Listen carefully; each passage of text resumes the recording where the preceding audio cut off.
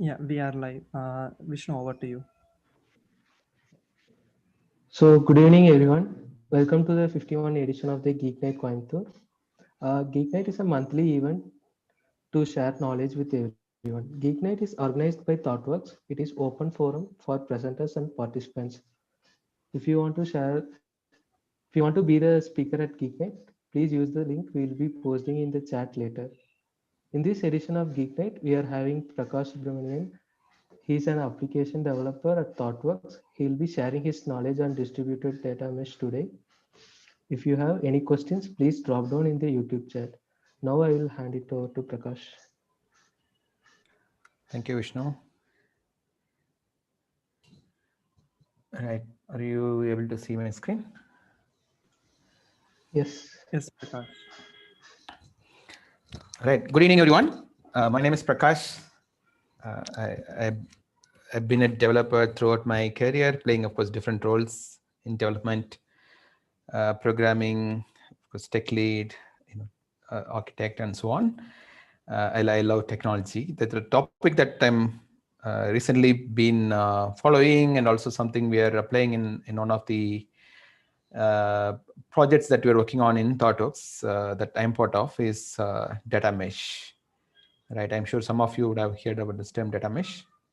Even if not data mesh, I'm sure many of you would have heard about data warehouse, data lake, data platform, right? So there are this different in popular names for technologies that deal with data. And this today is going to be about data mesh. So is it going to be one more jargon that we need to learn about, know about, or what is it? What does it mean?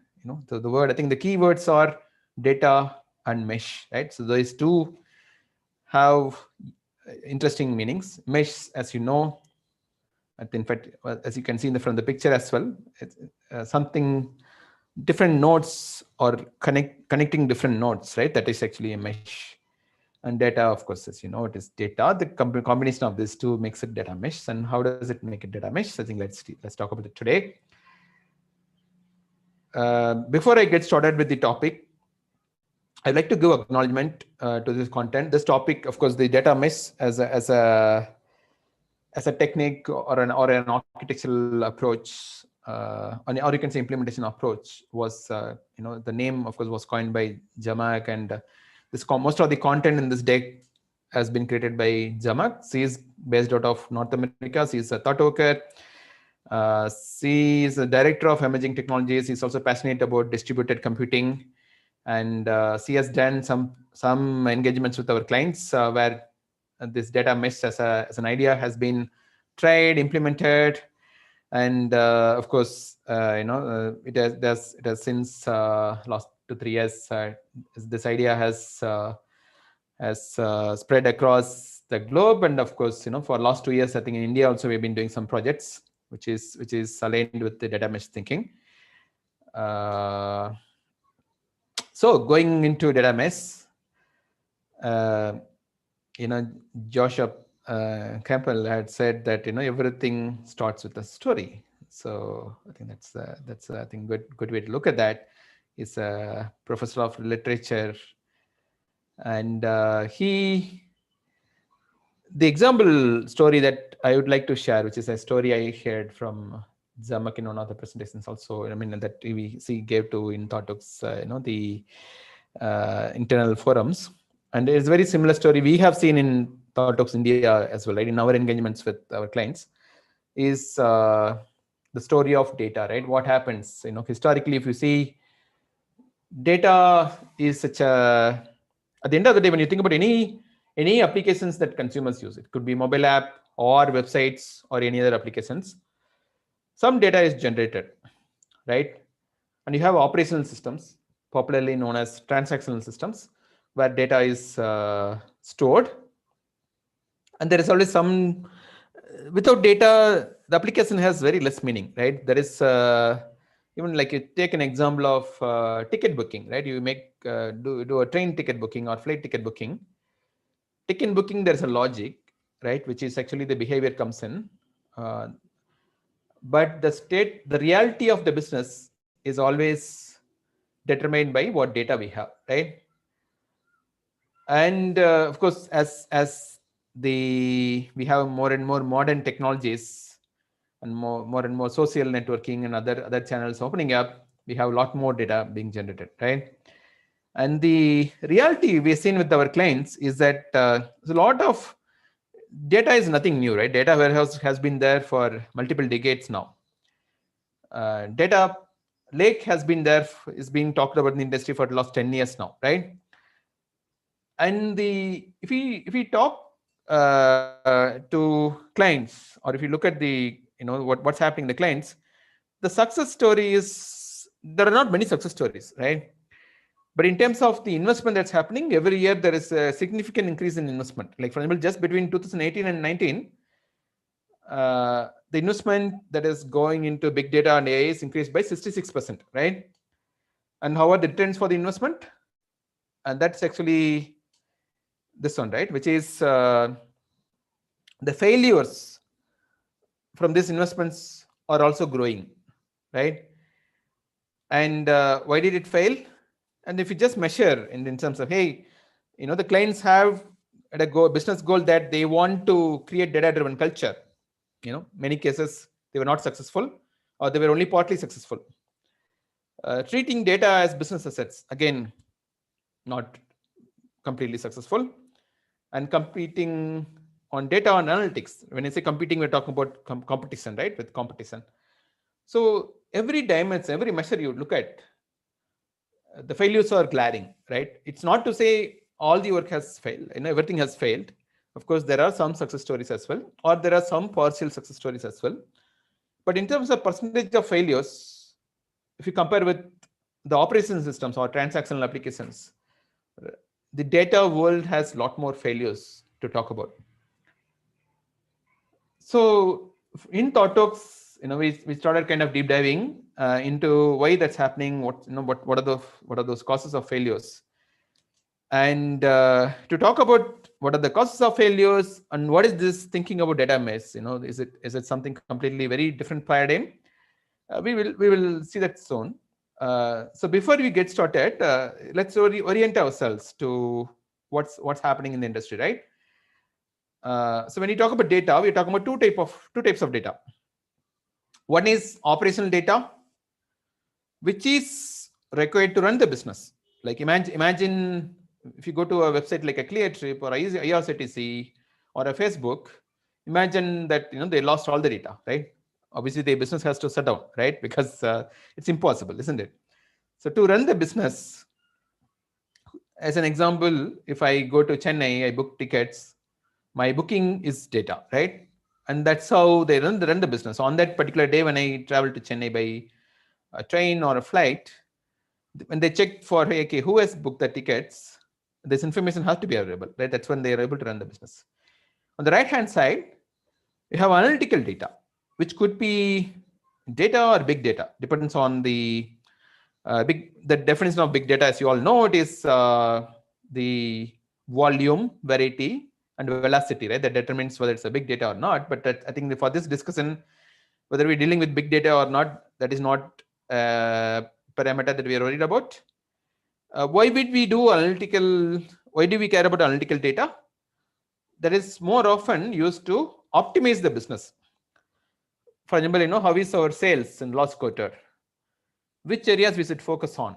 Where should we spend our marketing budget to optimize the business, right? To make the right decisions, and also to improve user experience. Like if you go to e-commerce websites, you would see when you buy a phone, you will have some recommended products, right? Product recommendations. All of that is done by analytics, right?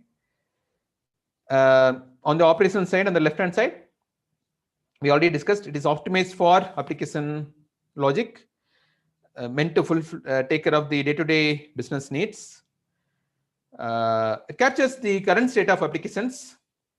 It's mostly transactional, credit operations, or some business process that manipulate some data.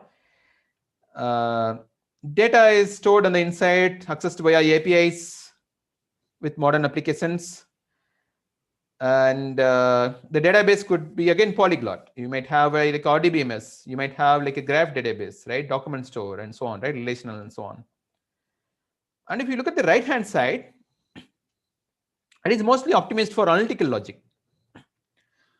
It's optimized for training machine learning model or creating reports. For example, you in the data warehouse world and in the data world, you would have come across the dimensional modeling of data, right, where you have the facts and dimensions, right, which is more optimized for report generation, right, or you have data stored in a format which is more friendly for columnar format, which is friendly for analytics.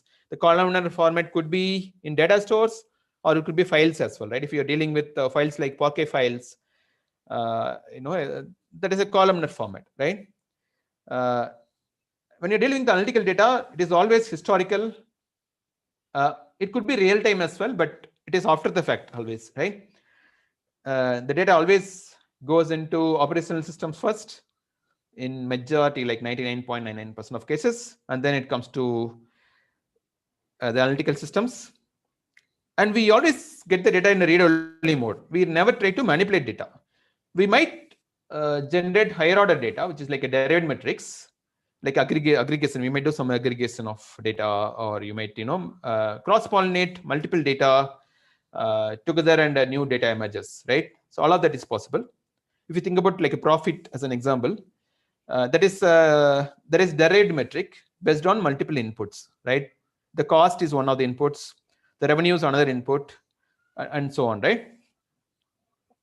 Even here you still have polyglot situation, but the technologies are very different, right? You're dealing with some object stores like S3 or HDFS, Bigtable, Steams, BigQuery, Hadoop, and so on, right?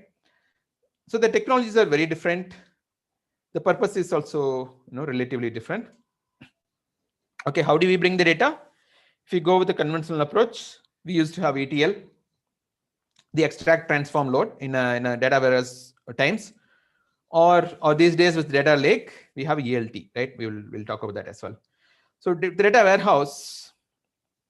So this is taken from Martin Fowler's data lake article. So if you, I think you can check those article, right? The operational data is there in different transactional systems. In data world, it's usually called as operational systems. It is stored in different databases, maybe NoSQL or relational and so on. We would fetch this data using ETL process. The E part of ETL could be either a CDC process, like a change data capture process, or you might get the data using events or APIs or CSV dumps. There are various approaches you might be using, right? Then you would transform. The transformation is done so that you convert this data that you're receiving, you kind of do a bit of cleansing, you fix the schema. The schema would be for a problem, particular business problem, right? For solving a particular business problem, whatever is the data schema required, you would fix the schema for that problem. That is the transformation here. And then you would load into systems, right? The analytical systems. And this could be any data warehouse platforms. It could be historically on-prem installed. Nowadays in the cloud, you have got BigQuery or Snowflake and so on. There are many data warehouse platforms, right? And of course, you have reporting systems like some BI tools, which would provide reports to various users. This has been there for like 30 years. Of course, the technology is landscape, like we already discussed. Teradata, Snowflake, BigQuery, and so on. The data warehouse platforms. And you also got BI platforms, right? BI tools, Power BI, Tableau, Looker, and so on, right? The last 10 years, of course, as the volume of data increased, the velocity increased, variety increased, and so on. We are dealing with a lot of unstructured data. So we have this concept of data lake. So what do? Again, we have a bunch of transactional applications or operational systems. You bring the data using ELT. The previous one was ETL, right? So here it is ELT. Why is it ELT? Of course, as you would know, the idea behind data lake is that you just bring the data from operating systems to data lake. You have all the data in data lake. Depending on the business problem, you would transform on the fly or on demand basis and put it in a shore, like a data mods. You can call it as a shore mods because it's close to the lake, right? The hypothesis is that you just bring all the data. I mean, whether business needs it, there is a business problem that is that requires the data or does not require, does not matter. And bring it and they will come, kind of thing, right? Bring it and the users will come, right? That mode. Yeah. So that has been there in the industry for last 10 years. And from the data lake, you would access mostly via files like a Parquet files, Auro, and there are different file formats. And you have got the big data technologies, right, which is able to do powerful operations around transformations and so on. You build the pipelines, data pipelines, and for a particular business problem, you need the data. You would build a data mod. You would on the fly, or you'll have a data pipeline which will transform that and get the data to you. And you will have some kind of a BI tool which will be running on top of this data warehouse. Or you might even give this data, for consumption by data analysts, right, directly as well. The technologies in this landscape we are dealing with is, of course, if you're talking about storing as files, we're talking about like, object stores like AWS S3, GCS, and Azure data lake storage and so on, right? You also have got the big data technologies like Hadoop, Spark, Hive, and Apache Airflow for data pipelines and so on, right? This is the landscape we're dealing with. And what is the recent innovation in that? Of course, everything has to come to cloud. So previously, when cloud was there, when the IaaS, right, infrastructure as a service was there, it was mostly about VMs. Now, of course, we have got a bunch of these capabilities around data engineering as well is available on cloud. So the way people have modernized this, hey, now everything, all of this we had in on-prem, right? Some of these technologies like Hadoop or Apache Airflow, some of this was on-prem. Now it's, of course, we moved to cloud, right? Now everything is running in cloud, right? Now we are like modern, right? But we're still seeing all these failures that we saw, right? The percentage of failures have been really significant. So why is it happening, right? We kind of, across ThoughtWorks, there is a bit of a deep dive happened, and we also did, of course, you can't, it's not like, you just think about it for a month and you get a solution, right? You have to incrementally evolve this approach. We kind of work with various clients and come up with this viewpoint of view. It is what you're talking about is something not new, but it's a culmination of various learnings we have had over the last few years, right? It's kind of, now we are kind of starting to articulate this view. We have kind of brought together multiple learnings and giving a shape to it, right? That we are able to, everyone is able to relate to. So what is wrong with the current approach?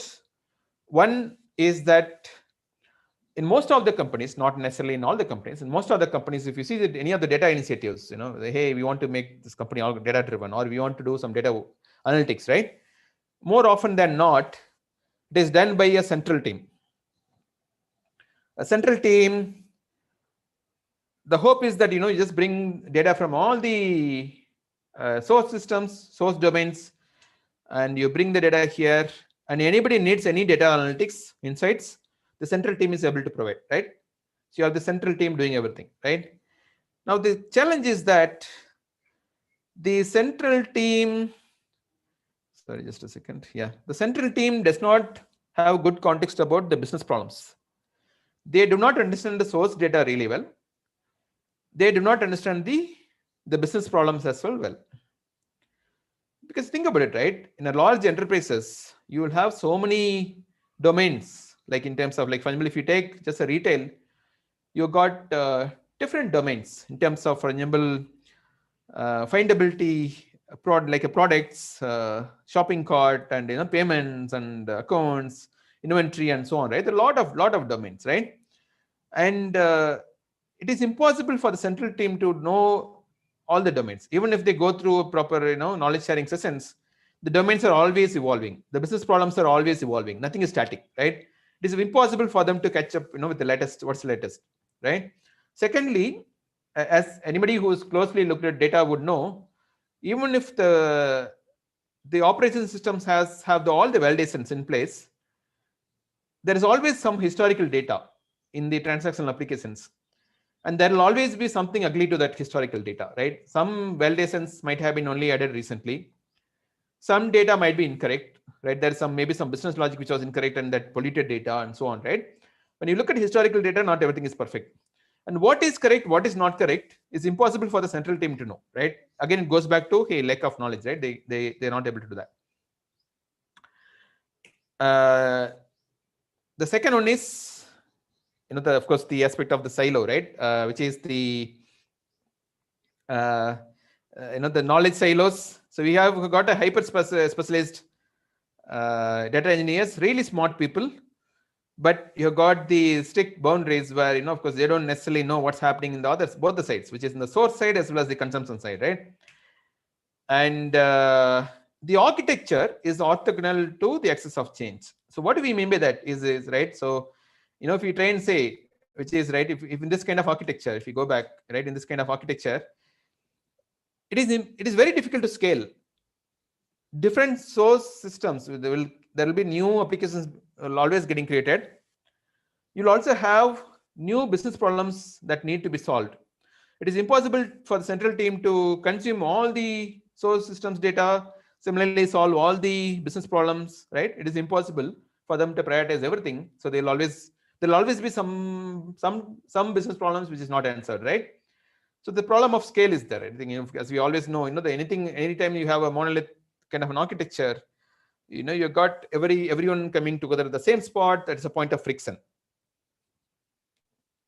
And with that friction comes, so what the way enterprises try to innovate is that, hey, okay, if that's a point of friction, what we will do, divide that ELT into ELT and form different teams, right?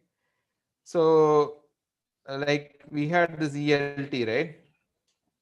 Okay, you want to do the extraction from source systems. Okay, that is one team will take care of it, right? They'll build all the pipelines. Okay, and then maybe load it, right? And then, okay, when it comes to transformation, another team will take care of it. Okay, now when it comes to data mods, dimensional modeling, another team will take care of it.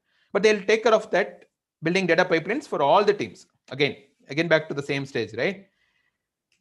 That is again a challenge, because the change in reality is orthogonal to the architecture. What do we mean by that is, the architecture is now with the split, what they had done, E and L as separate and T as a separate and so on. The architecture, they just focused on the vertical aspect, and where the change is horizontal. What we mean by that is, if you take a domain, like a payment as a domain, might go through some changes in terms of what source data is there, what insights are required, and what transformation is required and so on, right? That change is always horizontal in nature, which means, for example, if you take a payment as a domain example, when things change for payment, something around extraction would have to change, something around loading have to change, something around transformation have to change, and something in BI have to change, and so on, right? And that means we still have this any change requiring all the three teams. If there are three teams, right, doing this, three central teams doing it, right, all the three teams have to be still involved, right? And I think we already discussed this point. Finally, disconnected execution.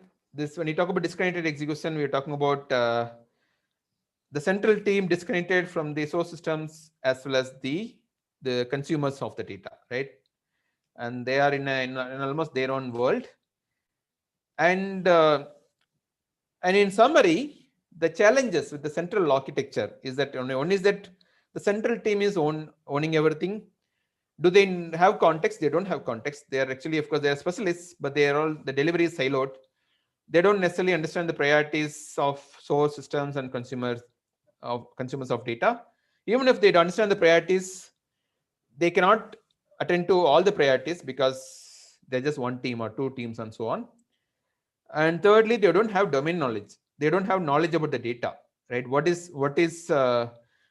requires cleaning, what requires, what is already perfect, what is already valid, and so on, right? They don't have any of that actually, right?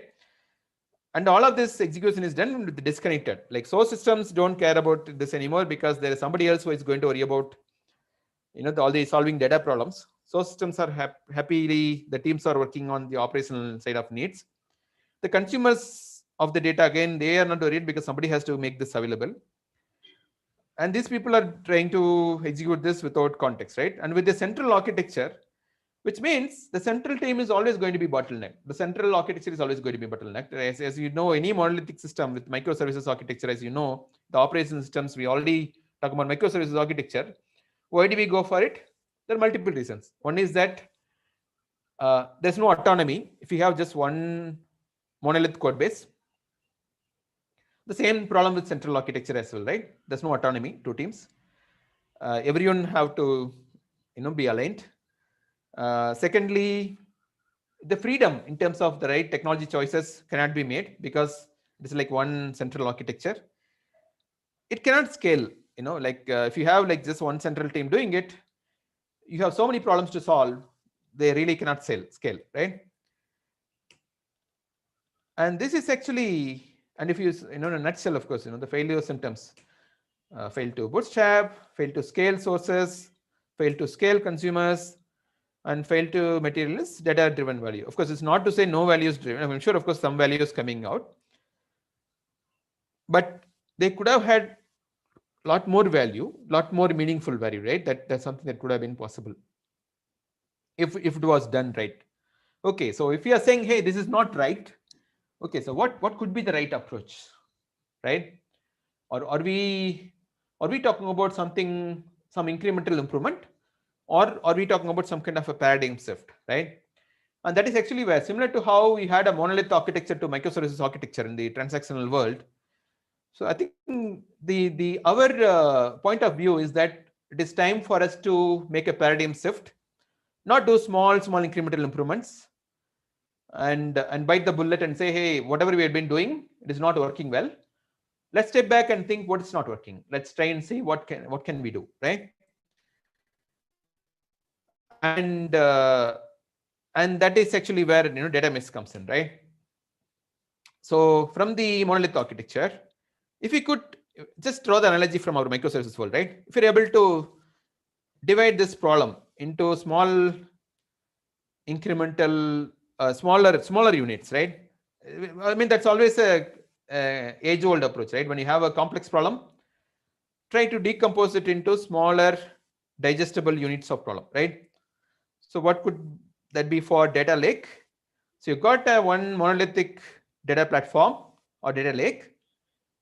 How about this one, where we decompose data, but around what concept? Do we decompose in what? That's where the domains come in, right? As some of you might know about the domain-driven design, domain-driven thinking, like when you design microservices architecture, we would follow domain-driven approach. Domains would form the, I mean, it's called subdomains, but essentially, technically, it's actually the domains would form the boundary of your microservice, right? A payment would be a microservice, a shopping cart would be a microservice, and so on, because these are all different domain considerations, right? Different business considerations. And the people who are dealing with these things, right? People who decide what kind of payment options we should support are different from people who decide what kind of promotions we should give, and who are different from the commercial people who decide, okay, what kind of prices that we should have for the products that we sell in the e-commerce platform and so on, right? All of these are actually different domain concerns. So how about decomposing data around these domains? And for all you know, the operational side of things would have been already decomposed around domains, especially if the teams are already following microservices kind of architecture or anywhere closer to that, that kind of an architecture. They would have already decomposed the operation systems into a distributed architecture that are built around domain concepts, right? So what if we follow the same approach here, whereby we distribute the ownership, decompose the one complex data lake into smaller units that are formed around domains, you can have multiple, and again you'll have different types of domains. Like for example, you may have domains that are formed around origin of data in terms of operation systems, like we discussed, right? So this is always, of course, mostly whenever you have performance, perform operations in the operating systems, you would have like immutable facts, and they're mostly permanently captured. You might also have domains around shared aggregates across the concepts, some concepts which might apply across all the domains, right? Especially some aggregate concepts. And you would have consumption side of domains, which are mostly aggregation, right? Data aggregated. I gave an example of revenue as an example, right? When you sell, when it is always an aggregation, right? When you think about a revenue, profit, and all of these things, there is a derived metric, right? And you could form a domain concept around the derived metric as well, right? Which is actually in the consumption side. And that is the first principle, right? The first thinking, first step to solving that complexity, which is decomposing data around domains and distributing that architecture. Okay, fine. So now we have done that. Now, in terms of implementation, what does it mean? How do we approach it? Like, for example, if you think about operation systems, we talk about microservices. What is the equivalent here in the data world? And that's where the point of view we have is that we should serve that as a product. Right? If you see any product that we build, any software product we build, we always think about business value coming from it. There's an accountability. There will be some product owner who will evangelize the value of the product. They will prioritize what feature is important and so on, right? Why don't we apply the similar thinking here as well? Consider data as a product, where you would have some kind of a domain data product owner who will evangelize the data. The goal of that data product owner, and of course treating this data as a product, is delighting the consumer with ease of data discovery and use. That should be the goal, right? At the end of the day, any product's purpose is to deliver some value to the user, right? Obviously, the same way for the data product, the value that comes out of it is to be able to delight the consumer with ease of. But again, that's the important point here, right? With ease of data discovery and use. That's very important, because you can always give data, but make it very complex. I'm sure you would have come across situations where some organizations, have a very formal process where you have to send email, there's approval process and so on. By the time the people who are eligible to receive the data, they're already eligible in terms of authorization. They're authorized to get the data, but it takes a month or two just to get the data, right? What's the point of it, right? By the time the decision they had to make is already, the last responsible moment is already over, right? The LRM is already over. So now, okay, what are the characteristics of the data product, right? When you think about it, what defines, what qualities we have to think about it when you think about data product? Data products, we should be able to share it. And when you share it, the consumer should be able to discover the data. It should be self-describing. You should have like metadata. There's some kind of a data catalog which is able to describe the data, right? Like for example, if you take an example of the e-commerce, the orders, or e-commerce, like customers, you're able to talk about, hey, this is like first of all, having a proper naming conventions. What does name mean? For example, right? You have probably description for that, which explains what is it. It also talks about what is there's a business metadata and there's a technical metadata, right?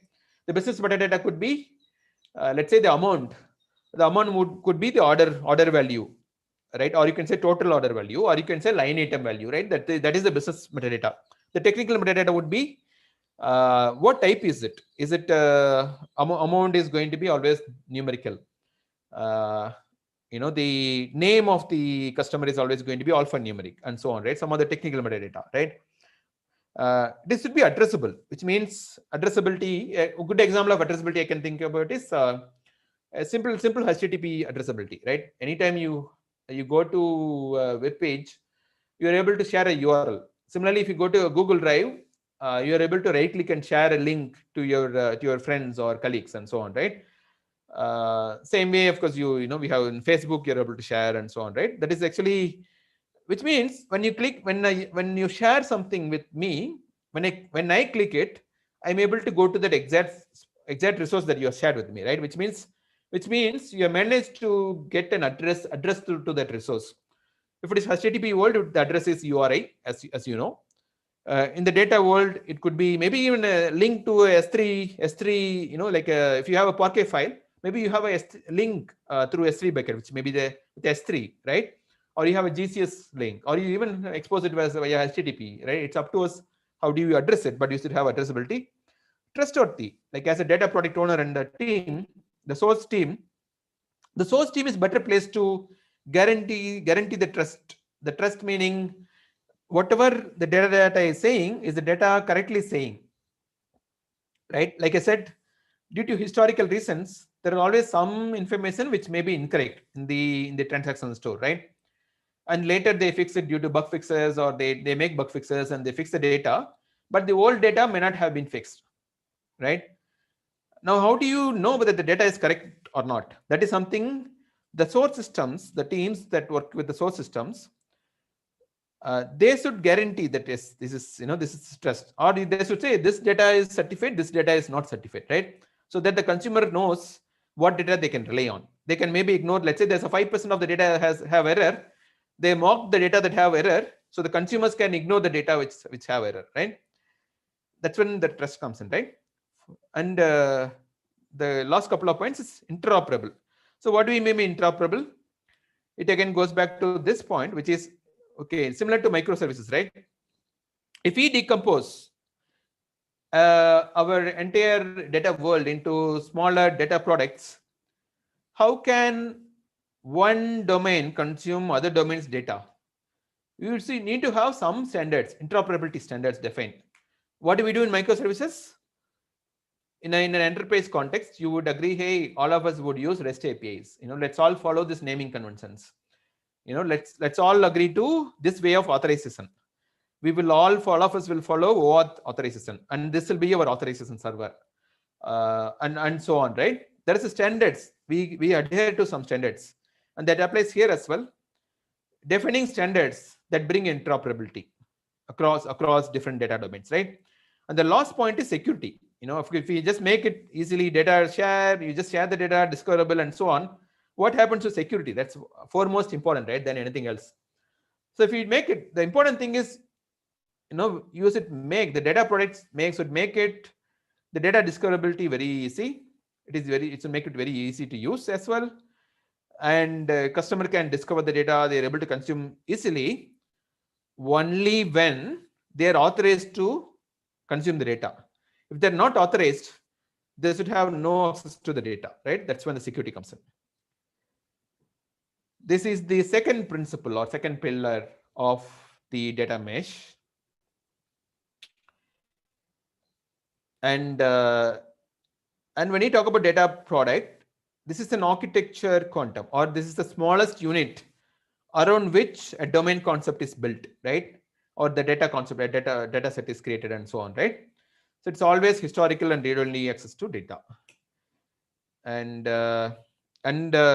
what are the okay? What is the interface to data product, right? If you talk about microservice, REST API is an interface, or a SOAP API. Like if you go back 10 years, 10 years backwards, you will probably have like SOAP APIs as the interface. Or if you come, forward, you might even see GRP as an interface and so on, right? Or GraphQL as an interface. So what is an interface to the data product? You always need to have, typical our, classic programming, right? Input and output. What is input? What is output? Simple, right? For the data product as well, you need input ports, because otherwise, how are you going to get the data into the data product, right? Similarly, from data product, you should be able to take the data out. The input ports could be, you might get the data as CSV dump or through events. There are multiple technologies you might choose. Similarly, for the output, you might keep to store the data in file formats with Parquet file or Auro file.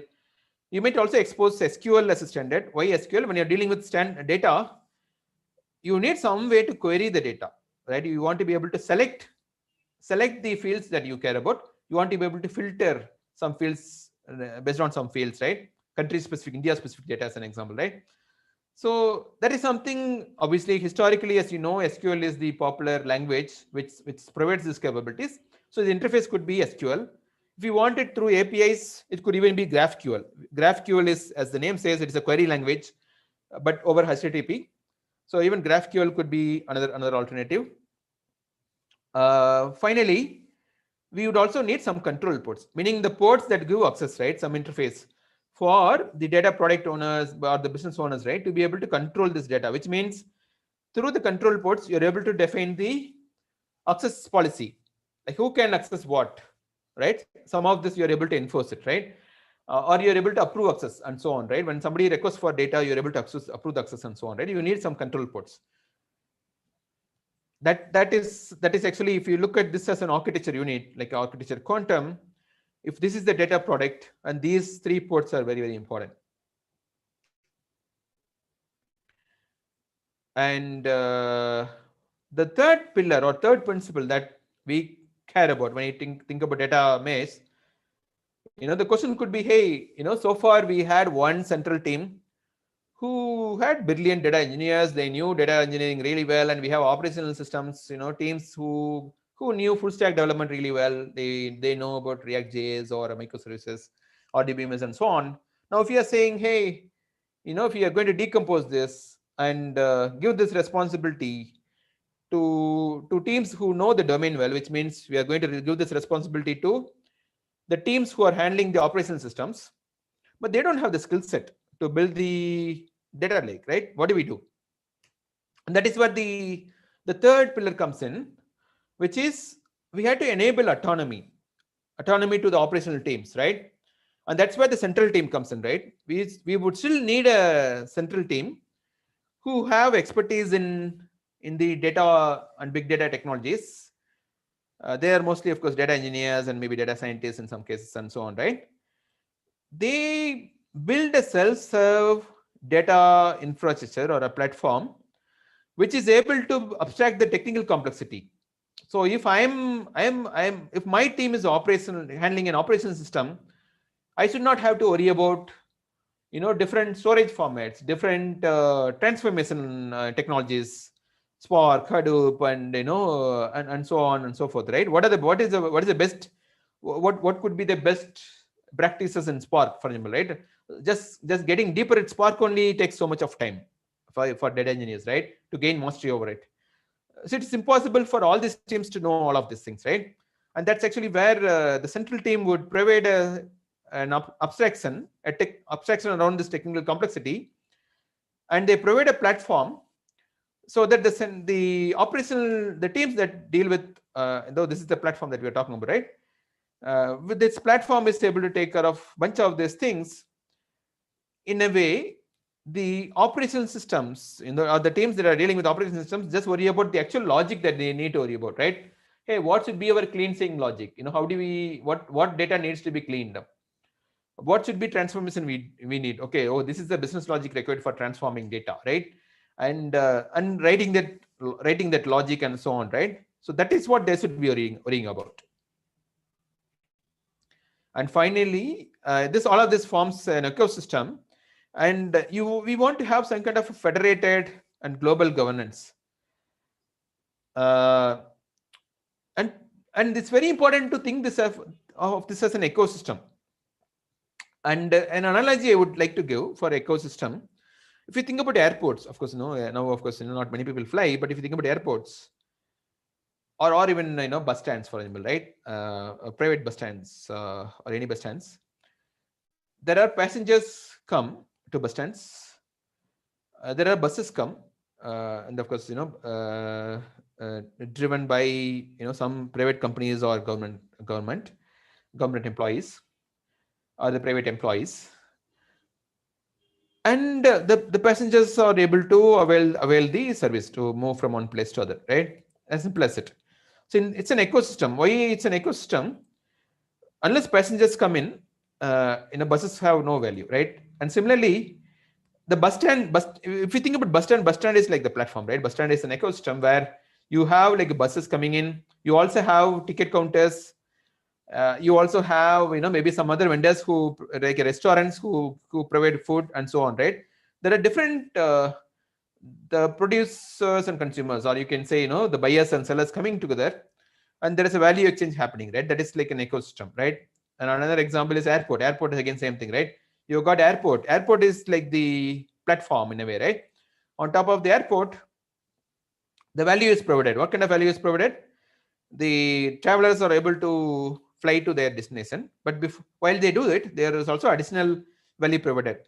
The travelers can consume some Wi-Fi, and or they can go to a shopping mall, or they go to lounge, and they get some of this food or beverages and so on, right?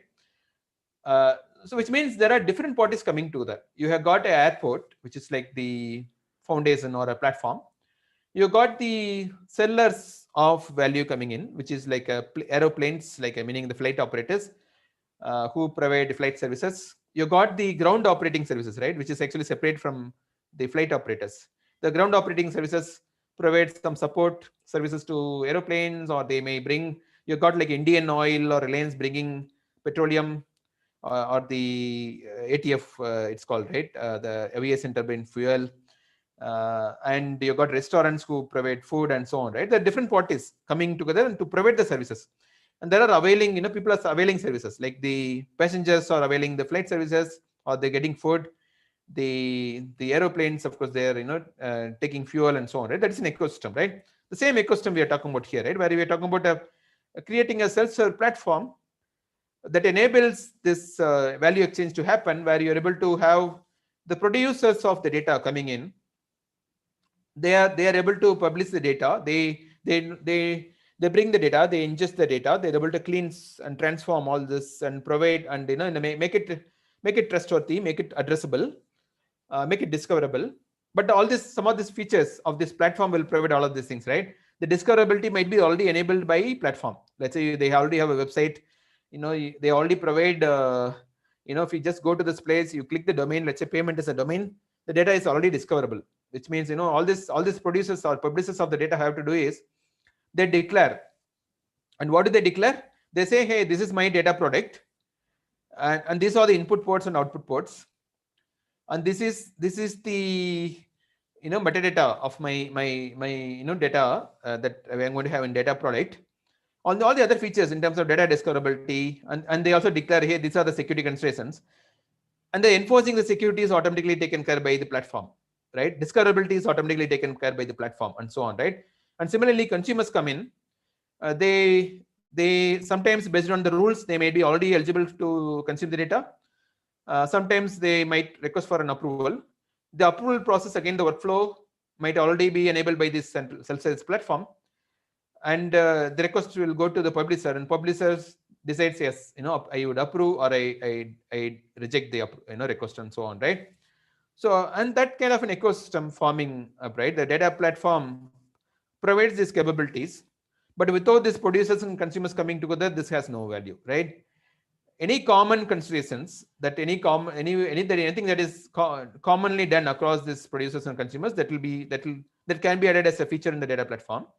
That abstraction can be built. Finally, when it comes to interoperability standards, right? Hey, what should be our standard? Should we all have GraphQL or Parquet? What should be our naming convention, and so on? You have got some kind of a federated governance where all these people coming together, facilitated by the central team, but all of these representatives coming together, the product owner or an architect or somebody coming together and agreeing, hey, this should be our standard, and this is how we are okay to authorize this way, and so on, right? Everyone agreeing to the interoperability standards, so that everyone commits to following the standards, right? And that is actually defined by the governance, right? Federated governance, where the standards are enforced, the open standards are enforced, right, or adhered to, right? You can also have some more things done, like you can also agree on some of the platform fitness functions. Some of it could be global services. Like as an example, if you are expecting some data to be in a particular format as a standard, that can be enforced in platform automatically. Is the data following naming convention, as an example, right? Some of those best practices can be enforced in the platform as well.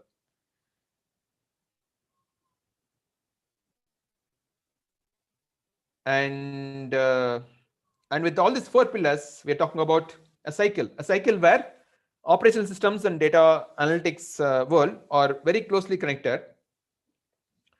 think about it, right? Users perform some actions. As an example, buying a ticket or buying a product, and so on, right? That produces data, that generates data. Or if you go to Facebook, you see some posts or you comment, all of that produces data, right? Or even browse history, what they call clickstream analytics, right? Like if you go to e-commerce and all, that's very popular thing. Hey, how is the user's browsing pattern, right? Everything is analytics these days.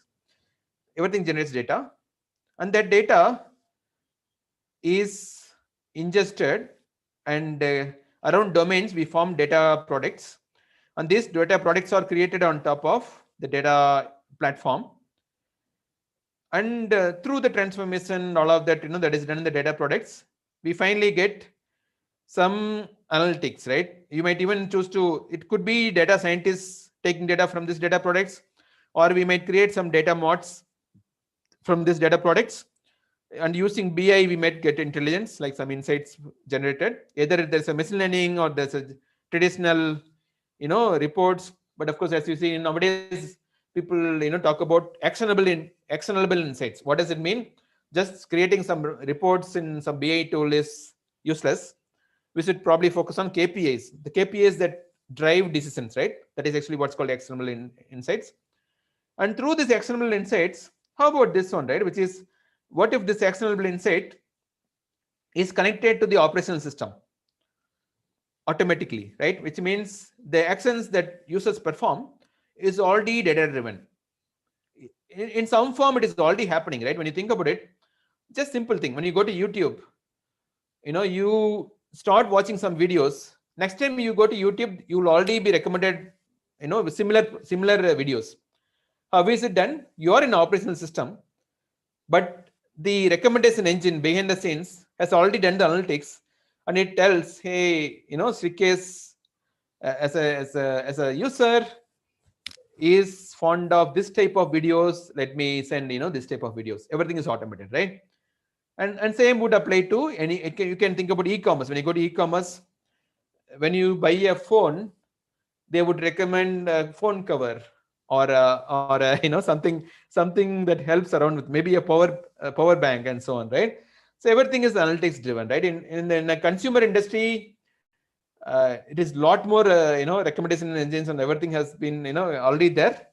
In some other areas, of course, it's still not there, but that bit of the connected intelligence, right? The point is about how can this operational world and analytic world can be connected, so that we really work towards a true connected intelligence, and truly data driven, right? And when we talk about this approach, of course, this is by no means it's an easy approach. All those 4 principles we spoke about so far. One is decentralized architecture decomposed around domains. Secondly, data as a product. Thirdly, building self-serve data platform to abstract technical complexity. And the fourth one is federated governance, right? All of that is not easy.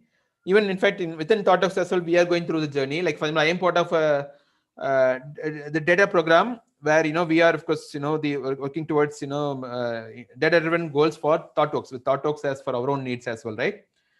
And in some pillars we already done it. Like for example, the decentralized domain ownership and architecture is something we kind of already done it. In some other areas, we're still going through a journey, I would say, like the self-serve data platform. We're still in the process of doing it. So it is by no means a simple effort. We're not saying that.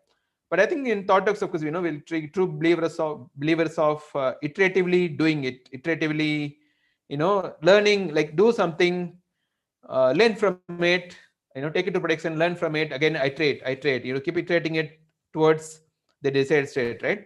And that is something we definitely believe in, and it's something definitely a good pattern to follow, I think, right? Finally, just to sum of the data, as I said, data mesh as a thinking is not an incremental improvement over data lake. And here we are not talking about introducing some new technologies, right? Definitely not. You might still need to use the same Spark underneath inside the self-serve data platform, or you might still need HDFS or S3 and so on. But we are talking about a paradigm shift in thinking between the last 30 to 40 years of how the data was seen and how the data was processed, where we always had a central teams doing everything, to a more scalable model where we decentralize the ownership in a way where the responsibilities with the people who know the domain well, which is actually operational systems and the business stakeholders with them and so on, right? In a way where the approach allows us to be responsive and agile. Agility is very important, right? So the first pillar is domain-oriented decentralization that we just spoke about. The second one is data as a product, where data gets the same respect as the products that users use. And there is a data product owner. It may be a full-time role, it may be a part-time role. That's all, of course, depending on the context. But somebody who's accountable for the data of their domain, somebody who evangelizes the data in their domain, somebody who thinks about what, the discoverability of the data, security of the data, share, whether it can be shared, trustworthiness, addressability of the data, and so on, right?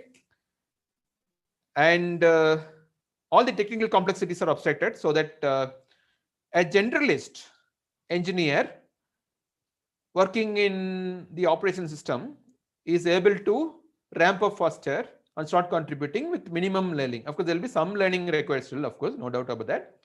But in terms of learnings, they don't have to be like a full-time, fully equipped data engineer, right? They should be able to get some basic skills and they're able to start contributing, right? And the last pillar is focused on governance. When you decentralize everything, how do we take care of interoperability? That is very important, right? Everyone follows their own standards. You can never consume other domains data, or it takes a lot of effort to do that. You don't have a visibility, like a central visibility and so on, right? That's actually the federated governance and self-serve platforms will enable it. And an example, I think this is an example taken from insurance domain. So you might have had like a historic meaning and application running for a long time, an operational application.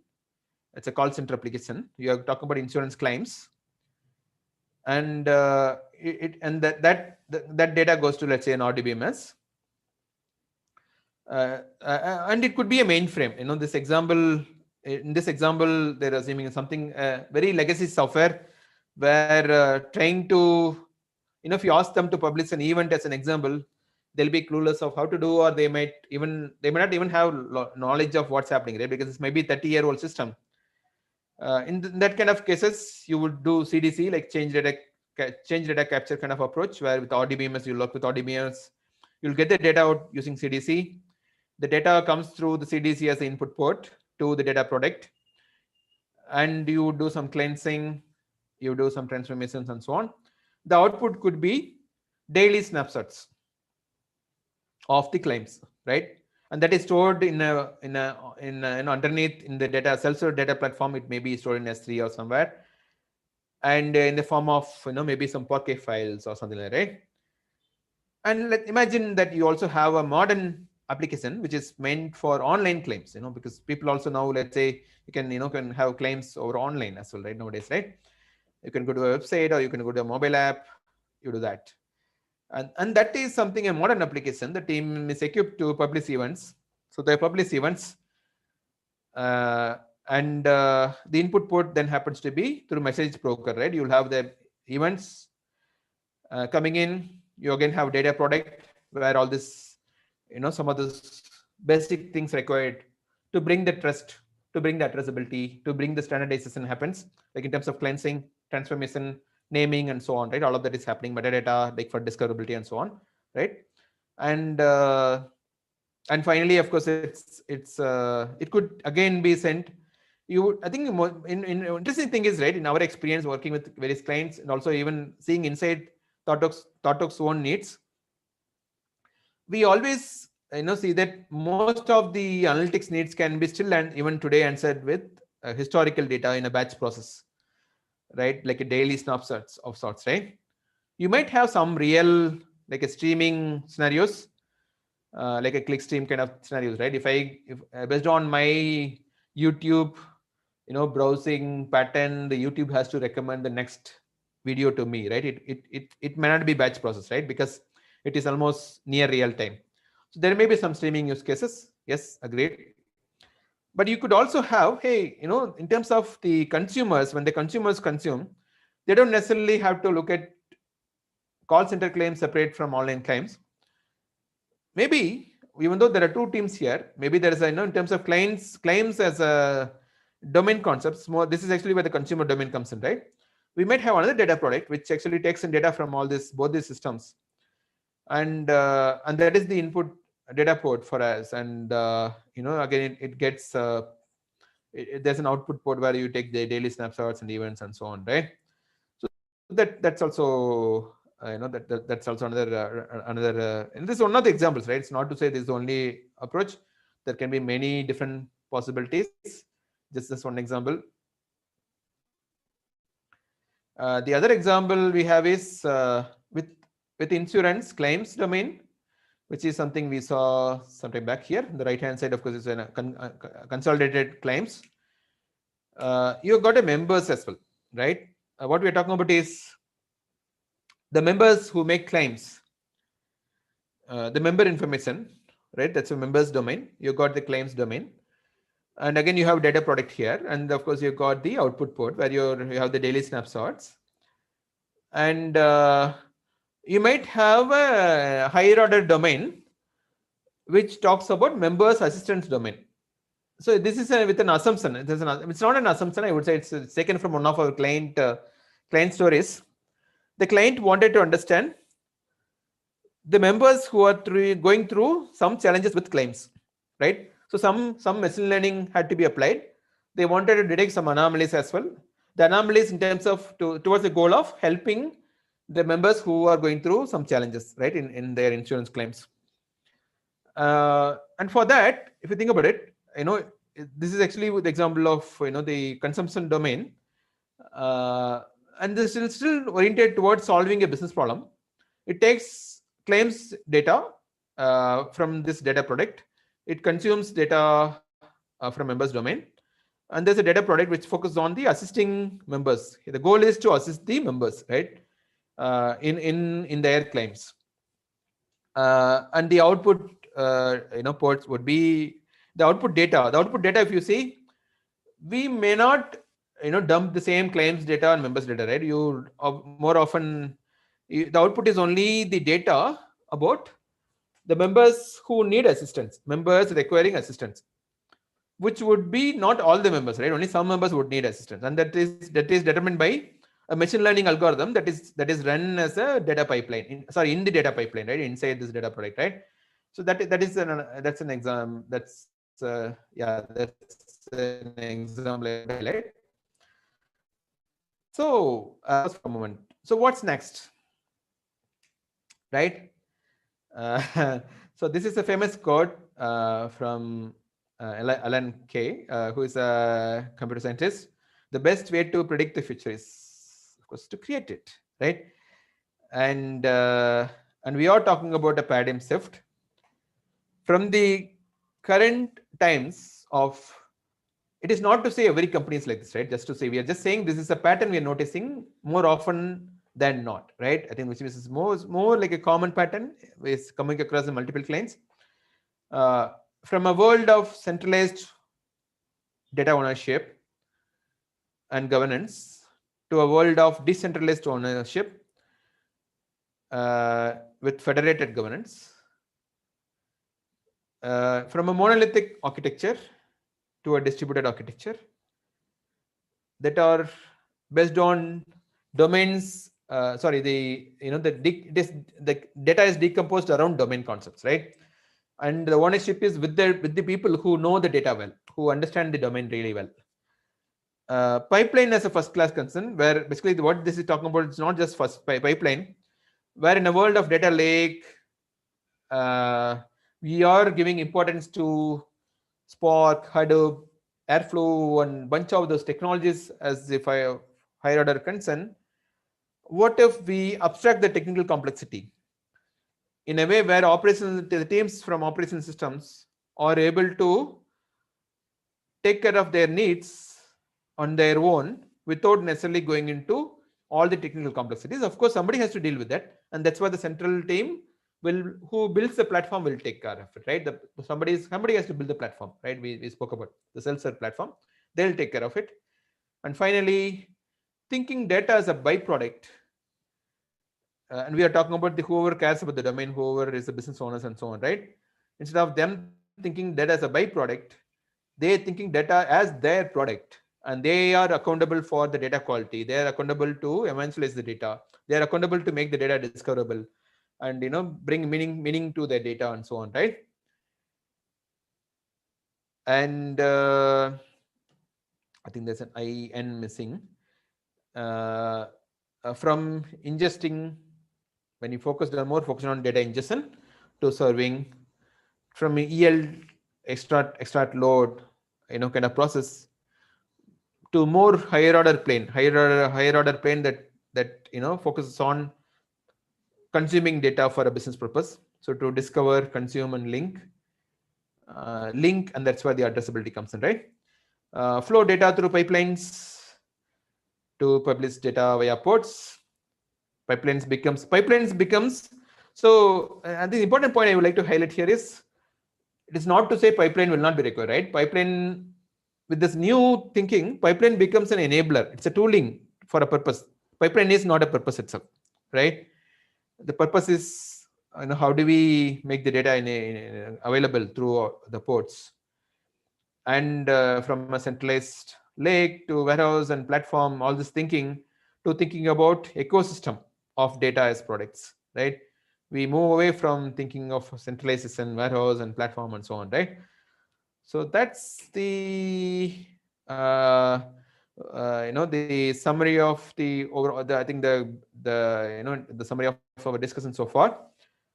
So what's happening? What's happening in the industry, right? Has there been acceptance of data mesh? So as you know, any technology or any idea will go through a cycle of sorts, right? The disruption always happens with innovators. Once the disruption is done, then early adopters will immediately adopt it. Then you would have early majority and late majority, right? Late majority would be the people who will wait for everyone to adopt, right? The microservices, for example, if you think about it, microservices, if you go back in time, 10 years ago, maybe, or 8 years ago, I think microservices would have been somewhere here, right? Only very few innovators would have followed that technique. Even that name also, the microservices name also might not have been coined at the time, right? And then the name gets coined, and of course it becomes slightly trending, so the early adopters adopt it, then the majority comes in, right?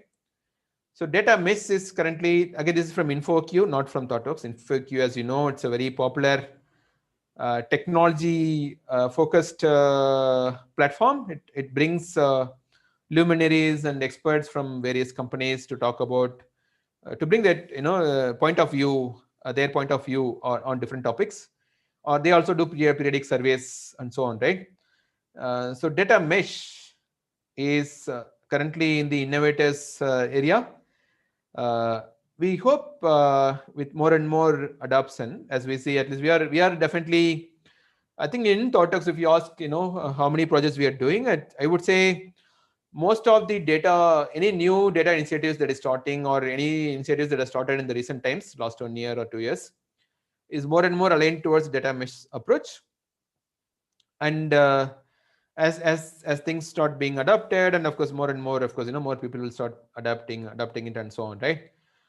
So you could definitely be in the innovators camp, or you could yourself be early adopters camp. I think you would know your organization context better. I think what works better in your organization, you would know better. So I think I leave the choice to you. It is up to you, of course, for you to, of course, munch over this. Hey, by the way, this is a new paradigm shift, a new approach to think data. It is definitely a long journey, as I said. It's definitely not a simple thing to jump over. It takes time. It takes even incrementally. That's why we spoke about, right? We like incrementally doing these things. iterating it. We don't necessarily have to get everything right in one go. We iterate it and do it. It's okay to make mistakes, accept mistakes, but fail fast and learn from it and move on. And that's the approach. And from the world where we are here, right, to a world where the operational data and analytical data, are almost seamlessly in the same place. When I say same place, we don't mean same storage. Of course, these technologies are fundamentally different. The purpose is very different. The operational systems are focused on user experience, performance, transactions, credit operations, and so on. So the data store is going to be different. This data store here is going to be different, and and so on. The technologies are going to be different. That's why there are two boxes here, right? You are going to have something like a microservice. You will also have data product handled by the same team who understand the domain well, who understand the business problems well, who understand their priorities well, right? They're able to make their own priorities and choice. They're able to respond to their business needs very fast, and that's when things progress faster. That's when innovation happens and so on, right? And that's actually what we are talking about. And we are talking about connected intelligence, where even though they are still two different worlds in terms of technologies and so on, this data flows seamlessly here within this, within their team context, team boundary. And from here, any analytics that happens here goes back to operation systems, so that right data-driven decisions are made, right? That's how we are going to have connected intelligence. So this is, thank you all. And of course, as I just wanted to give acknowledgement to Jamak as well, because a lot of this point of view has been created by Jamak. She's from our North America ThoughtWorks, and a lot of this material in this deck as well. Of course, it was Jamak had helped create it, and it has been shared. And of course, I'm sure if you, even as a next step, if you search for some of her talks, you would find articulating this in her own approach, and it's very, very nicely done, I would say, right? Definitely something to check it out.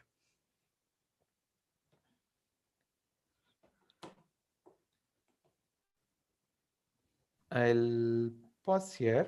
Have there been any questions? Or are there any questions? No, Prakash, we couldn't see any questions till now.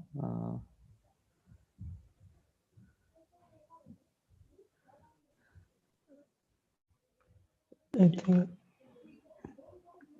Over to you, Vishnu. Sorry. Yeah, I think we have a question. One question, last question. Does this mean data will determine the boundaries for microservices decomposition? I think that's a great question. Will data determine microservices decomposition? No, I don't think that is the point we're trying to say.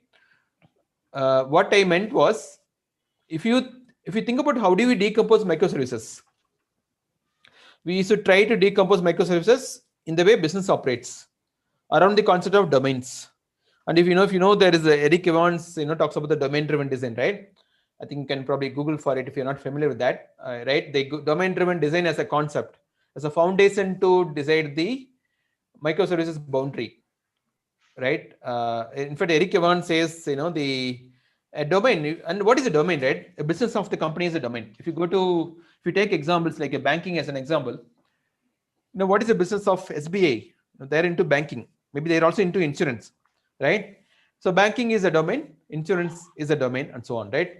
But within banking, you might also have like a personal banking, corporate banking, and NRI banking, and so on, right? There may be different types of banking, maybe, right? If we, in the e-commerce example, retail is their domain, right? But what are the subdomains in a way, right? What are the smaller domains, which is actually subdomains, right? The payment is a subdomain, and probably promotion is a subdomain, and so on, right? So the subdomains form the boundary of and the way business operates. And more often than not, if you see how business people operate, I'm not talking about IT here. I'm talking about business people, right? People who determine promotions in a big companies, I'm talking about, right? People who determine promotions in an e-commerce platform are usually different from people who determine payment channels, right? So more often you would, if you try to have this product thinking, you would form product teams in IT, like, which will be like imagine like you have like a promotions as a IT team where you'll have some kind of a promotion engine. You have the ability to author promotions, right? You're able to create new promotions. You're able to, on when the user request coming in, you're able to show the promotions and so on, right? So that team is more closely going to be aligned with the promotions business people, right? They usually have this close association. That's when they can closely work with business, and they can innovate fast and move on, right? So you would, when you write these services for payment as an example, so this payment service, it would be maybe like a microservice. Think about it. I think you can even argue, payment, when it gets complex, you might even decompose that into more smaller services. But at the high level, we'll talk about, right? Just to keep it simple. So payment as a subdomain concept, then the IT needs of it will be fulfilled by a microservice, and the boundary of it is determined by the subdomain boundary, which is payment, right? So the point I was trying to say was, in the same way, the microservice boundary is influenced by domain-driven design, which is subdomain boundary. In the same way, the data product boundaries also can be influenced by the domain-driven design. That is the point I was trying to say. Essentially, the domain-driven design should guide us in how we come up with microservices. The same domain-driven design should guide us in how we come up with data products.